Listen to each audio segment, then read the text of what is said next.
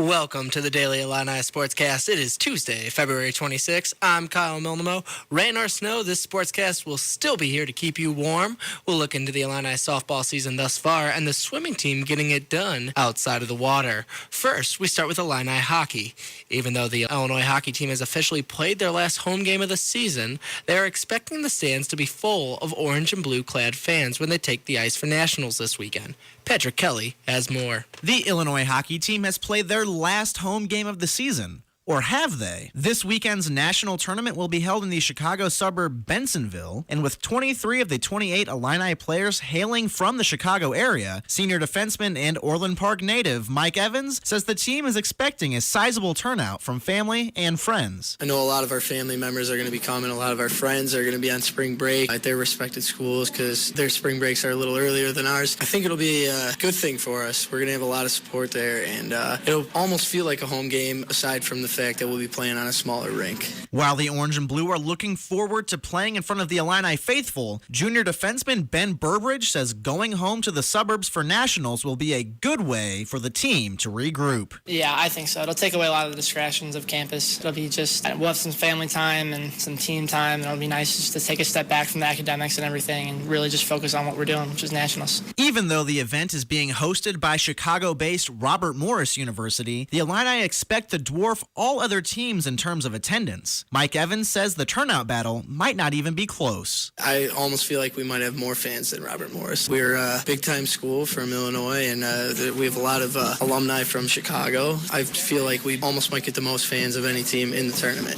The Illini's first opponent of the single elimination tournament will be defending champions Delaware. With the Blue Hens campus being over a 12.5-hour drive from Bensonville, it is no question who will have the home ice advantage. For the Daily Illini Sports, I'm Patrick Kelly. In softball news, the Illini started their season in early February playing in some tough tournaments. They now head to Florida this weekend to battle some more challenging opponents. The Daily Illini's Trish Katakis has the scoop.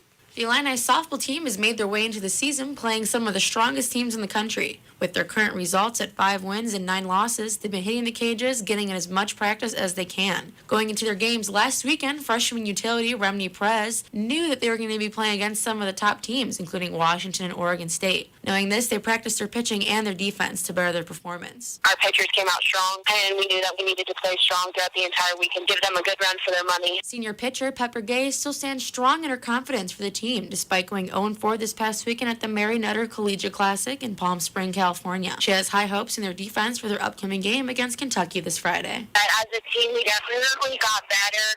We saw where, our defense came out strong, and we've had solid defense the whole weekend.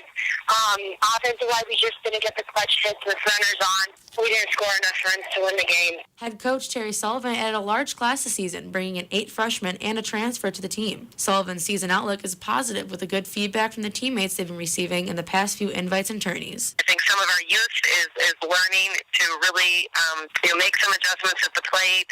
They've been very tested when we really feel it making our team better. With the team traveling to popular stadiums, they head to the USF Under Armour Invitational this weekend in Florida. Competing against some of the nation's best, the top players are expected to show up to the plate and teach the newcomers with their games competing against Kentucky, Maine, and Providence this weekend. For the Daily Illini Sports, I'm Trish Christakis.